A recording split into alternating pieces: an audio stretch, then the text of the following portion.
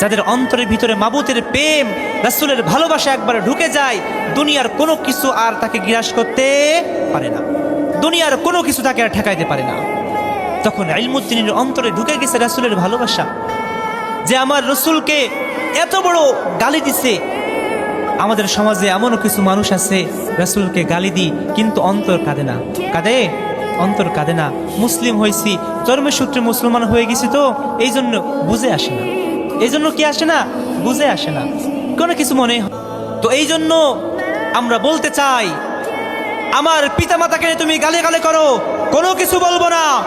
আমার গোষ্ঠী তুলে গালাগালি করো, কোনো কিছু বলবো না।